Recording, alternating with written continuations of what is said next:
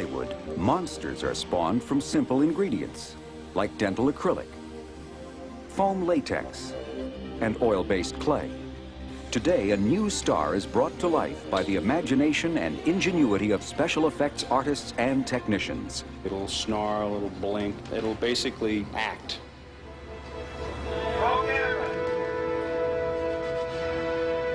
This is the star of Carnosaur, brought to the screen by the king of low-budget creature features, Roger Corman. Today, we'll get under this monster's skin and find out what makes him run. And we'll see how Hollywood's creature creators and puppeteers turn inanimate objects into living movie characters, so convincing they can jump right off the screen.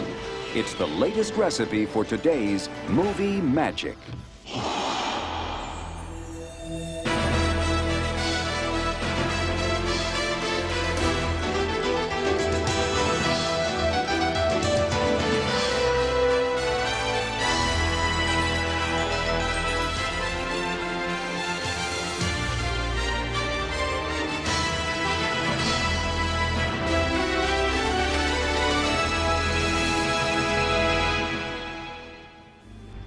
Human species is a disaster. Gotta be stopped. Carnosaur is the story of an obsessed genetic scientist, played by Diane Ladd, who experiments with T-Rex DNA, and of course ends up with a monster who wreaks havoc on everyone around. The movie is produced by Roger Corman, Hollywood's legendary creator of scary B-movies. For decades, his low-budget monsters have provided the thrills and chills movie audiences seek. Now you will do as I say. Yes, master. You will go out and find me some food. Yes, I do enjoy making creature features. The first film I ever made was a picture called Monster from the Ocean Floor, and the latest is Carnosaur. I think a creature feature is enjoyed by people all over the world. I work to a great extent on certain Freudian theories I studied back in Psychology 1A many years ago. And I think the concept of the monster, whether it be a dinosaur, a dragon, an alien from out of space, really touches on something in the universal unconscious. Somewhere in the back of our minds, from children, we knew there was a monster hiding under the bed. Our mothers and fathers may have said it wasn't there, but we knew it was there. In addition to his own incredible cast of creatures, Corman helped launch the careers of such top directors as James Cameron, who went on to create Aliens and The Terminator, and Joe Dante, who directed Gremlins. For the Carnosaur creatures, Corman turned to a former head of his makeup effects department. This is all going to come off, so we need a serration right around here, a nice big wrinkle that cuts all the way through that. John Carl Buechler worked on such low-budget Corman features as Forbidden World, The Sorceress, and Deathstalker. He went on to create creatures for numerous other horror films. There's really few things that are more satisfying than evolving a creature, like from the toenails up. You figure out what it should look like, how it should walk, how it should roll its eyes, how it should breathe. All these things are taken into consideration when you're creating a character for the screen. At his shop, Magical Media Industries, John has assembled the kind of diverse effects crew needed to bring a mechanical creature to life. Artists, sculptors, electricians, painters, mechanics. He has also brought in a paleontologist to work with his artists on the design of the movie's dinosaurs, especially the Tyrannosaurus Rex that has the starring role. Based on these illustrations, models are sculpted from Roma plastilina, a malleable oil-based clay. Photographs will be taken of it. I will take it to Roger Corman first thing in the morning, and he will approve and/or give notes for changes. Designing a believable dinosaur is one thing. Building it with a range of movement, especially on a limited budget, is a much greater challenge. From the approved design, John and his team will first begin work on a miniature animatronic version of the T-Rex. We're also creating a full-scale Tyrannosaurus Rex, which has a pretty good range of movement, at least from the torso up. John and his crew have just 10 weeks, an incredibly short amount of time, to build both the miniature and full-scale Carnosaurs. They will spend the first 7 weeks on the more articulate miniature version. The first step is to create molds made from a hard-setting gypsum cement called Ultracal 30. Often you design a mold in various pieces. You don't want the model to lock inside a mold. Castings of the dinosaur's skin made from foam latex will emerge from these molds. Additionally, silicone molds are used to cast teeth and gum areas, which are mixed from dental acrylic and the compound from which dentures are crafted. And, well, let's take a look. We have our white teeth. Take a look. Plastic understructures, which give the creature its basic shape and to which the mechanics will be attached, are also cast. You'll get up at the shoulder point. You'll get rotation at the shoulder point. The elbow will move up and down, and the wrist will rotate thusly. So basically, when all cables are moving together, we get a nice range of movement. Right. And John Crawford is Carnosaur's chief mechanical engineer. He will combine cable and radio-controlled mechanisms to create an interior system of pivots and pulleys, which will articulate the creature. And the head action is controlled by 4 cables that run inside of the neck right here. They attach here, here, and the bottom. So when you pull on those cables, they draw the head either to the side or up or down.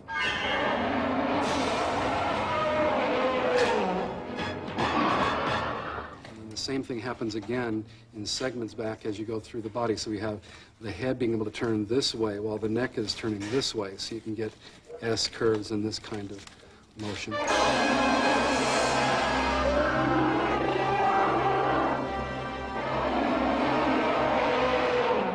Six tiny servos, motor mechanisms operated by radio control, are placed inside Carnosaur's head to provide facial movements. We have an eye blink, and we have a brow that goes up and down. The lips curl in the front, and they curl on the sides as well. But John Buechler's goal is to create much more than a complex mechanical creature. I prefer to think of the creatures that I create as characters. They're personalities, they have attitude, they have an agenda, and they don't just slobber and growl. As for Carnosaur, he definitely has an attitude and an appetite to match.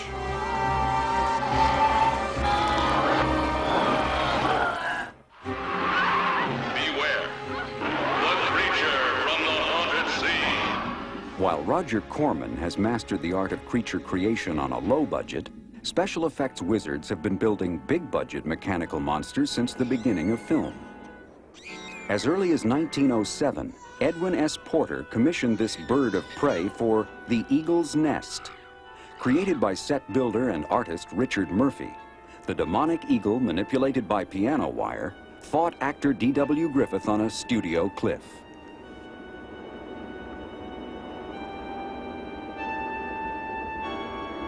In 1925, art directors Otto Hunt and Carl Vollbrecht designed and built a 70-foot-long dragon for the Fritz Lang epic Siegfried.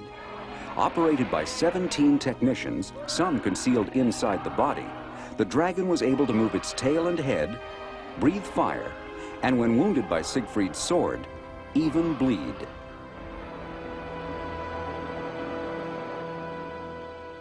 "1954 was a big year for big creatures. Them were giant mechanical ants, so effective that Ralph Ayers and his special effects team were nominated for an Academy Award. These creatures are extremely dangerous.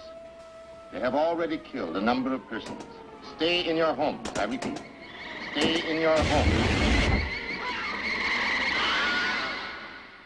Ayers lost the Oscar to 20,000 Leagues Under the Sea, thanks in part to one of the biggest screen creatures ever made. Robert Mady, longtime head of Disney's mechanical effects department, designed and built the 2-ton squid.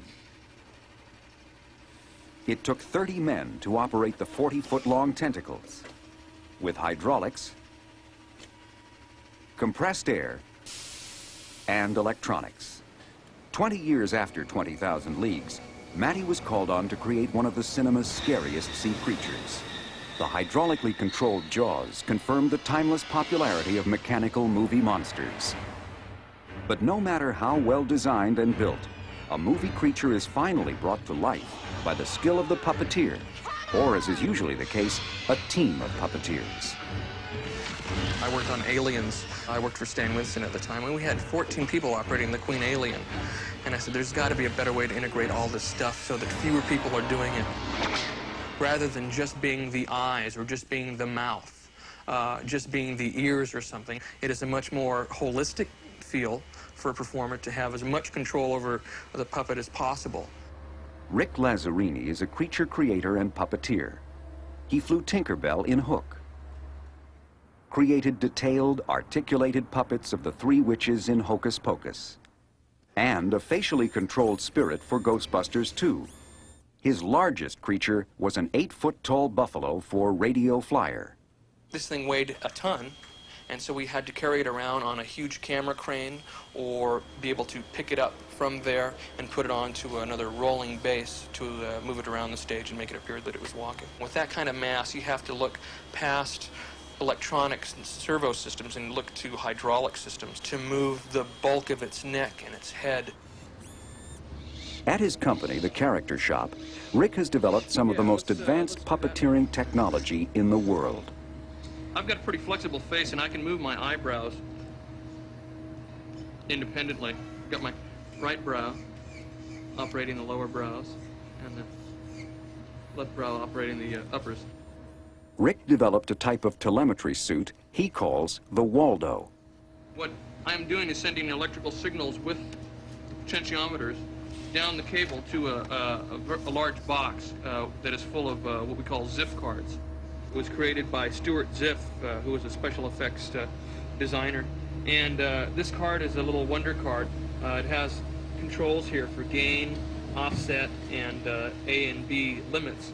What that means is we can adjust the sensitivity of it so that just a very small movement of the sensor on my face produces a large output of movement in a servo.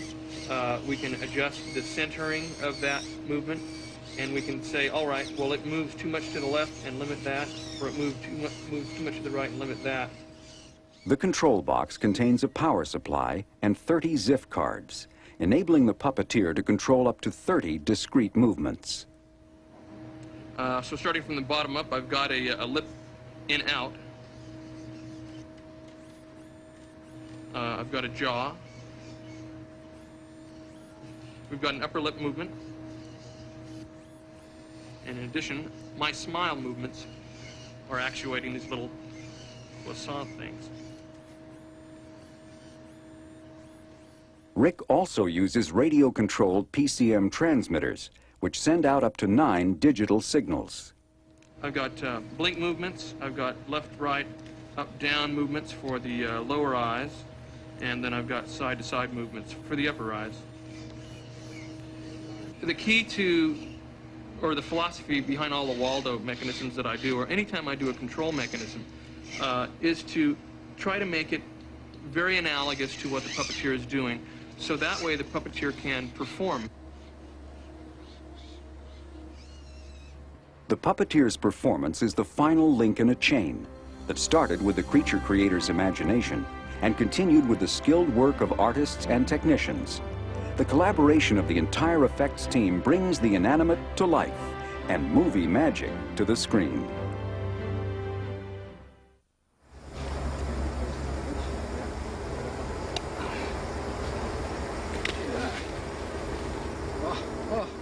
It works.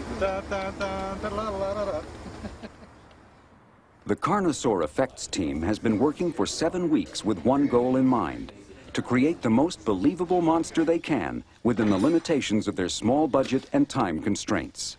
The miniature version of the T-Rex is almost complete. We opted to build the majority of our controls on a backpack. Basically, you strap on a backpack, and we have levers that strap onto your own arms. And when you move your arms, the creature moves its arms. The backpack is similar in concept to the Waldo system, only simplified. Like the Waldo, however, it results in fewer puppeteers needed to operate the creature and better control of the actual movements. In addition to the puppeteer who wears the backpack, 3 other puppeteers will be required to operate the cable systems for the neck and legs, and the radio transmitter for the facial servos. With the 3rd scale miniature Carnosaur completed only 3 weeks before the start of principal photography, it's time to build the full-scale T-Rex. This version will be necessary for scenes in which the monster interacts on set with the human actors.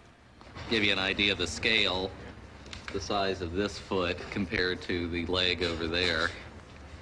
It's 5 times the size of the miniature puppet. These patterns were taken directly off the puppet. John has decided not to construct the larger T-Rex using the standard mold and cast process. So he and technician Ken Hall researched new materials for this job. They found what they were looking for in L200, a very light polyurethane foam used in the aerospace industry. Sheets of L200, which handles like a flexible foam core, are being glued together to form the entire T-Rex understructure. The skin is crafted from urethane foam sheets and seared with hot tools to create scale patterns. I think it looks authentic, it looks very similar to the miniature, and it does move, and it's lightweight enough to manage. The whole thing, don't just turn it. Under the light of an appropriately full moon, the full-scale Carnosaur arrives on location. When assembled, he stands 16 feet tall and measures 25 feet from head to tail. The mechanics for the full-scale creature are very simple. They're pneumatically operated. Sort of like your screen door, how that opens and closes and pushes in and out. It's a very simple process, and all you really need is compressed air to make something move. Since we created a very lightweight dinosaur, we could manipulate it and give it, full articulation with a few lightweight instruments like the pneumatic systems. If we created it with standard procedures, sculpted and molded and casted, it would weigh close to 2.5 tons. The final creature that I delivered weighed 450 pounds. Shots of both the full-scale and miniature creatures will be used in the movie's finale, in which the hero, Doc, played by Raphael Subarge, fights the monster with a skip loader. In order to do that, we had to create a miniature version of Doc, the skip loader, and the Tyrannosaur that could fight. But in order to put Doc into the scenes with the Tyrannosaur and to give ourselves a very good sense of scope and geography, we created the full-size Tyrannosaur to interact. Camera speed. Round mark, Ray and D. Action! John Crawford and an assistant operate the valve-controlled pneumatics, providing Carnosaur's head and upper torso movements. Unfortunately, there is no textbook to give you a recipe on how to make dinosaurs fight on a low-budget movie and not make it look that low budget.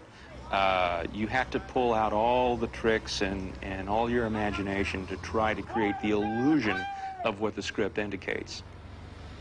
A big part of that illusion is shooting in miniature, having the more articulated small version of Carnosaur do most of the fighting. This scene, for example, begins with the miniature, cuts to a shot of the full size in order to establish relationship with the actor, and then switches back to the miniature. The biggest challenge is making the miniature and full-size Carnosaurs appear as one. There are certain things that you can do. I mean, the configuration is identical, the paint jobs are identical, but you may have a wrinkling system that's slightly different or a scale pattern that's slightly different. But the concept of the show was to be a horror film as opposed to a travelogue. And you're going to see these things darting out of shadows and leaping and biting. And I think with that approach, the difference between the full scale and the miniature is minimal. you really get back to the rudimentary elements of how filmmaking began. How can we create the illusion? We are not creating genetically engineered creatures. We are creating the illusion of a large dinosaur that can do these things. And in many ways, the challenge of a limited budget makes you function in a very creative way so that you can translate as much as you can into entertainment. They are born of the imagination and ingenuity of Hollywood's creature creators. Terrifying aliens, fearsome sea monsters, and them. In the beginning, these incredibly lifelike monsters were merely raw materials. But in the hands of skilled effects artists, technicians, and puppeteers, the inanimate is brought to life. I hate wildlife. At least until the end of the movie.